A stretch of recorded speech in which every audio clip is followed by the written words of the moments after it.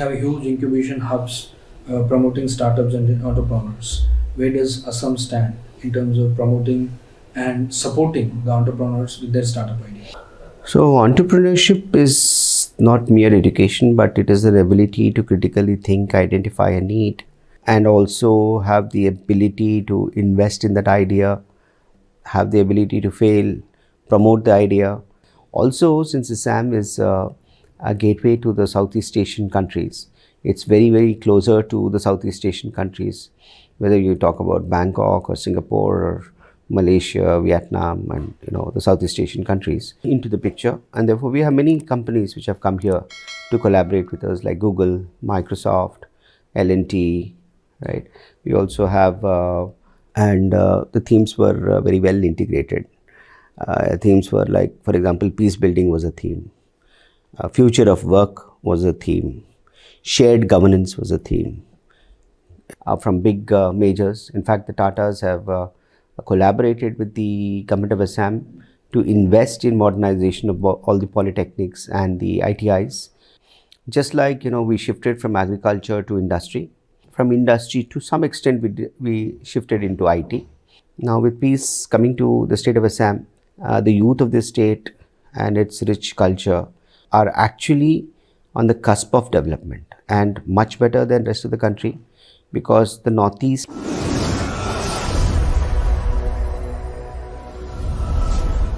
Namaskar, hello and welcome to this special episode of IndiGlobal Talks that brings to you inspiring stories of inspiring individuals with deep insights on best practices, innovation, trends and technologies. And today we are connecting with you from the beautiful land of northeastern India, Guwahati, Assam. And we are joined by a special guest who is a senior bureaucrat with the Assam Meghalaya cadre. He served in other parts of the country, including Andhra Pradesh, Telangana, and now currently he is serving as the Principal Secretary, Skill, Employment, Entrepreneurship Department, and also the Labour Department. Besides that, he also has key positions in Board of Recruitment in the Government of Assam. So please join me in welcoming Dr. Kalyan Chakravarthy, who is the 1995 batch IAS officer and IIT Madras graduate, and also an IIM Ahmedabad pass out and a doctorate from the Osmania University. Welcome, sir. Thanks for joining us. And today we are joined by my colleague, Mr. T.P. Venu. Morning, sir. Sir, Assam in the last couple of years has been making rapid progress in various sectors, so much so even in education. Could you please tell us what are the three major initiatives that the government has taken up, especially where skilling is concerned? Government of Assam has placed primary emphasis on education, skilling and employment, but also of health. But speaking of education department, where I was the Principal Secretary Education for some time, a couple of things which I would think are very, very significant. One is the importance of scientific education, the importance of STEM, importance of critical thinking, etc. was felt, and I think that associating IITs and higher educational institutions with schooling and ensuring the training of the teachers into science education, and again veering sharply towards science education, because Assam basically was more dominated by arts education compared to science, and that balance has been sought to be set right. I think that is one of the very significant things that happened in the field of education. The second significant thing I feel that happened was with regard to digitization. So, Government of India and Assam were fortunate to bring in a number of digital initiatives. Digital initiatives had two aspects to this. One aspect is with regard to making administration more effective in terms of mostly the sanctions, or whether inspections or feedback from the field was earlier manual, now it's digitized. The second is the learning pedagogy itself became very digital. in the sense we need not have teachers per se who are experts in everything, and we can actually stream in that through devices into the classroom. So both in terms of efficiency and in terms of digital content, I think education made a significant forward movement. The third important thing, in my opinion, was of course the implementation of NEP. NEP has, of course, many aspects to it in terms of holistic development of both students and teachers. But I think within this whole canopy of what NEP really talks about, I think the most critical component is skilling of education. In the sense, vocationalization of education, I think, is one thing that the country has taken to a new level. And it was necessary too, because we had many youth across the country who were unemployable. And as opposed to most of the developed world, where skilling and getting into technical vocational apprenticeships starts very early in life, we had a system where we went into education, and skilling was considered to be a completely alternative career for those with lesser aspirations. Today, skilling has to be made aspirational. It has to be integrated into education, and I think that is a absolutely critical thing that I think was made, and we are progressing in that particular direction. So these three points, I feel, are the major important changes that have happened in the educational landscape in the state of Assam. Secondly, sir, India now, 65% of the population in India is under the age of 35, and the average Indian age for the youth in India is 26. But please correct me, I think Assam is even more less. Yes. Demographic dividend that India talks about essentially is having a population which is young enough to be productive and to carry also those who are dependent with them. As opposed to rest of the world, where the youth can carry the old and the children, is small, leading to a huge burden on the small percentage of the youth across the society. In India, the percentage of youth who can be productive is much higher than the dependents. So in that sense, India has a demographic dividend, and you're correct in saying that the average age is about between 26 to 27. And in average age in Assam is about 4 years, I think, lesser than the average age in the country. And that way, Assam's population is much younger, and therefore it's a huge challenge to take this youth into the new era of digital technologies, in the new era of dynamic disruptions that are taking place across the globe. So it is a demographic opportunity. If we don't really capture it, then it could also be, we shouldn't convert it into a demographic disaster if we don't catch the bus of skilling and the bus of the kind of jobs that will emerge in the future world. Where does Assam as a state stand with its youth skill, and how does the state look at its employing its youth, be it in the sector that are already existing and the one which are likely to come through investments? So I feel, okay, and this is what I have been listening to carefully, trying to understand the changing landscape very carefully. I can say this, that there is a tectonic shift that's happening in technology. Just like we shifted from agriculture to industry, from industry to some extent we shifted into IT. When we shifted from agriculture into industry, as many social scientists say, there was a sudden change between the haves and have-nots, because industrialization started in Europe, and they already had the advantage of colonization and wealth. And industrialization started in Europe. It helped their imperialism, but it also made a huge difference in technology between the haves and have-not. And Europe and the West and the northern countries progressed much beyond the southern countries. The similar thing is going to happen 10 times bigger scale when we go into the AI revolution. And The difference between the haves and have-nots will become intense if we don't understand the AI revolution, which is on the doorstep.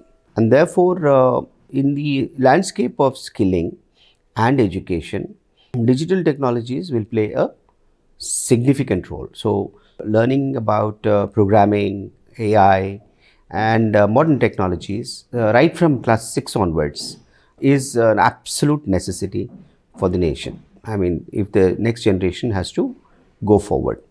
The second thing is that there is going to be a huge number of jobs which will lose relevance once technology takes over.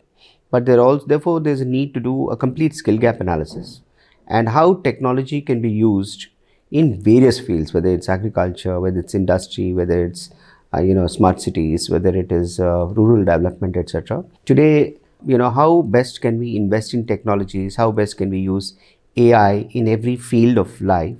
And for that, of course, a lot of startups would be required. For that, a lot of youth power and brain power in understanding, skill gaps, in understanding the needs and how, each activity can be better done through these kind of programming and this kind of, things is one of the things that this is in terms of what we have to do. But this is the soft part of the skilling. The hard part of the skilling is, of course, based on IoTs and, ultimately we have to deliver the products. We have to deliver things. So for that, we have ITIs and polytechnics and colleges where we will focus on industry needs, tying up all these and getting investments from big majors. In fact, the Tatas have collaborated with the Government of Assam to invest in modernization of all the polytechnics and the ITIs. We have a significant policy of expansion of both the ITIs and the polytechnics to every block of the state, increasing the intake of the students into these ITIs and polytechnics, ensuring it is aspirational, that it is as aspirational as getting into a graduation in arts or into any other science fields, because the flow in and flow out from these courses into normal graduation would be seamless and would have the same value of a degree in the market. So those changes which have to be made structurally and in terms of policies are being made and have been made. And also we think that we need to bring in addition to what the government is saying, we need to also bring in the private sector participation and other stakeholders into the picture. And therefore we have many companies which have come here to collaborate with us, like Google, Microsoft, L&T, right? We also have Flipkart and many companies which have come forward to collaborate with us. So the primary importance that the Honorable Chief Minister of Assam places in the state is with regard to both government employment, of course, but which is a minuscule part of the employment that is required from time to time. So it's a very prestigious thing, to get government employment. That is being made extremely transparent and quick.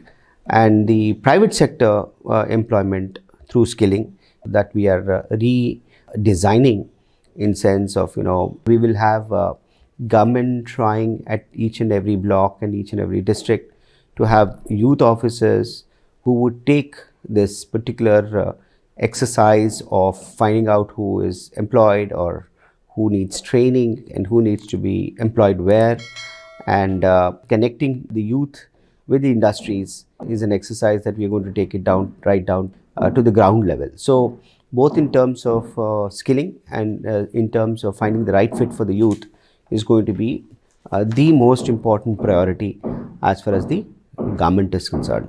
So we have a plan in Assam. We hope that this plan will be far ahead of rest of the nation, and we are getting into the nitty-gritties of how to see that every youth is equipped and equipped with the dynamic digital technologies that the world has to offer. So now, when we see the Assam socio-political structure, in the hinterland, everyone, almost every house, there is some kind of a connection with weaving and handicrafts. So where skilling is concerned, you spoke about skilling and you spoke about connecting with the industry. Now over here, the volume is very less. when we talk about handlooms or when we talk about handicrafts. So it's a huge challenge. How do you skill these people and also enthuse the youth to still continue with handicrafts and weaving? Assam has a lot of products which are its strength. The silk that is produced here is a strength. Number of people who weave here in Assam is unparalleled. So as you said, it's not a question of the ability, because that's also traditional out here, but it's a need to skill them for the international markets and to provide the right kind of market linkages and to ensure that we make it into a system wherein the skilled manpower, they can find markets. Similarly, Assam has number of such traditional skills. Like for example, we have it in bamboo, we have so many other things, so many skills which are there. Bell metal is there, mask making is there, and we are rich in tea. We are also rich in petroleum. So there are a number of industries, downstream industries, which can develop on the basis of this, which we will explore. Sir, in your portfolio, entrepreneurship is one of the sectors that you're looking after. There are other states which have huge incubation hubs promoting startups and entrepreneurs. Where does Assam stand in terms of promoting and supporting the entrepreneurs with their startup idea? So entrepreneurship is not mere education, but it is an ability to critically think, identify a need, and also have the ability to invest in that idea, have the ability to fail, promote the idea, make it if it really is a need, to make it successful, to believe in that idea. So it's an attitude in addition to education. I think the Honorable Chief Minister has laid a lot of emphasis on this. There are a lot of programs like Arohan which are there with regard to development of this ability. We will have in the education department an entrepreneur cell in each and every college. So that is also something that has been planned.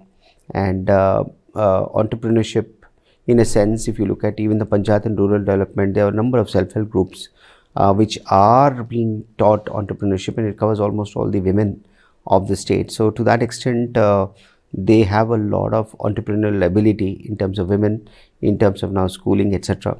But environment of entrepreneurship, and which is there currently in the south of India, or maybe there in the US, like in California, that requires to be, we need to kickstart that in a big way through hubs, etc. We are going to take a lot of efforts to go in that particular direction, to ensure that these ideas get investment opportunities. So for a long period of time, Assam, because of insurgency, floods, etc., has always been in the background of and could not really pursue its developmental goals. Now with peace coming to the state of Assam, the youth of this state and its rich culture are actually on the cusp of development, and much better than the rest of the country, because the Northeast, unlike the rest of the country, is not burdened by so many things that the rest of the country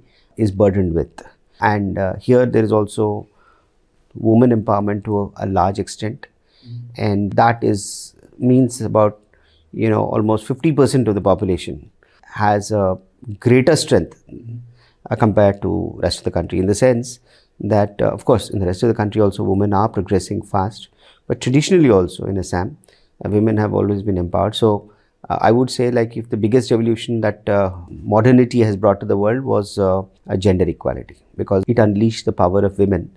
50% of the population got unleashed into productive employment and productive use, and that Assam has in large measure. So, and will continue, I'm sure.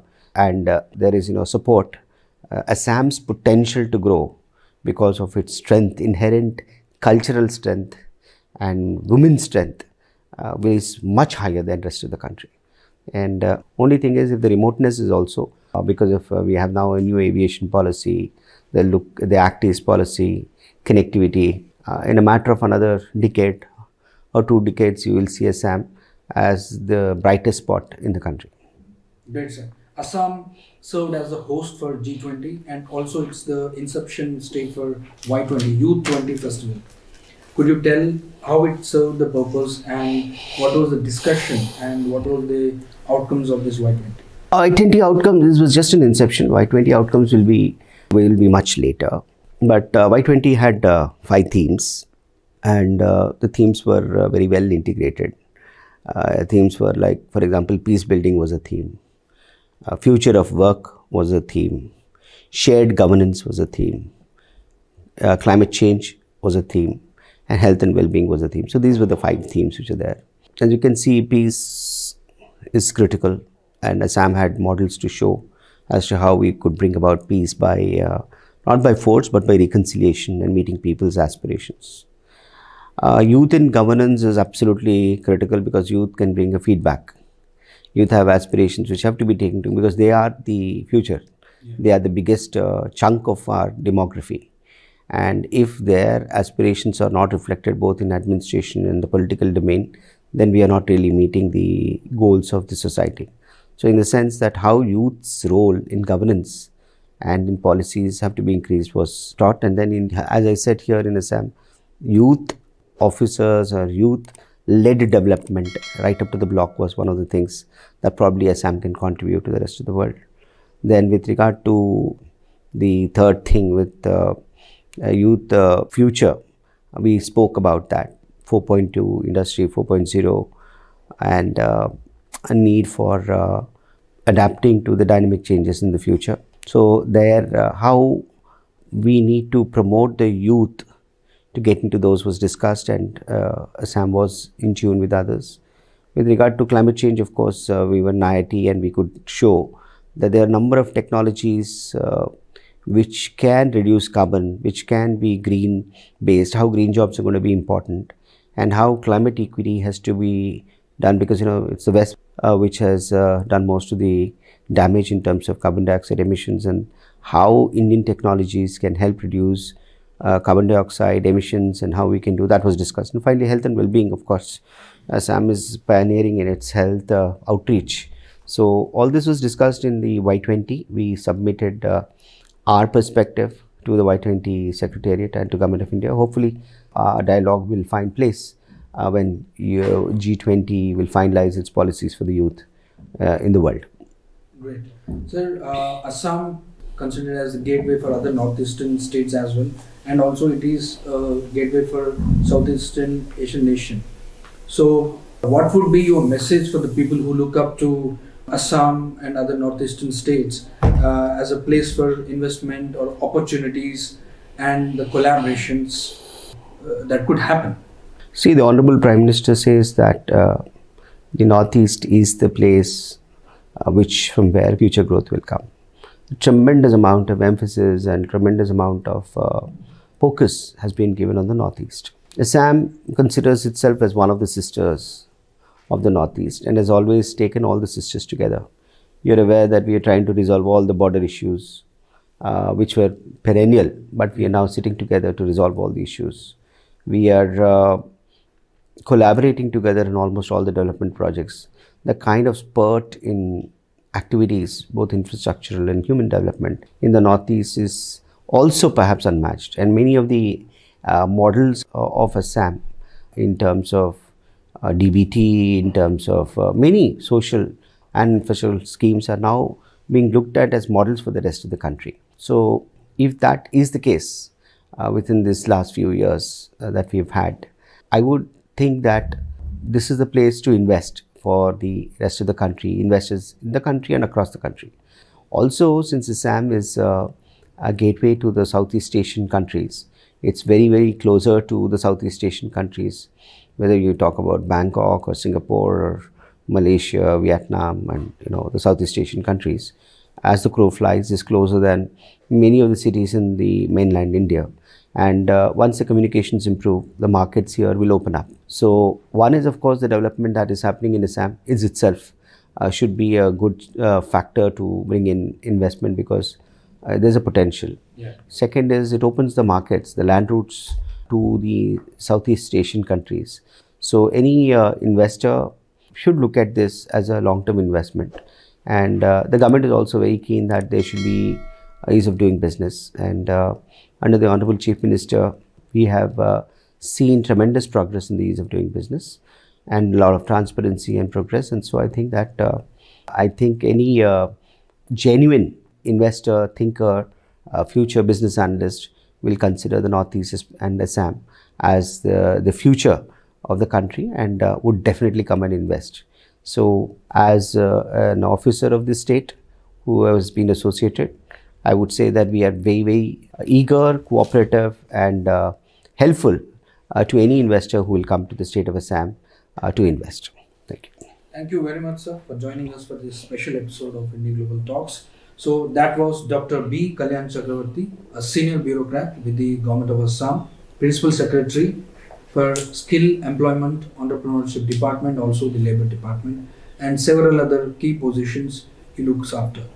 So till the time we join you with yet another inspiring individual with their inspiring story, this is Sudhir Gautam and my colleague T.P. Venu signing off.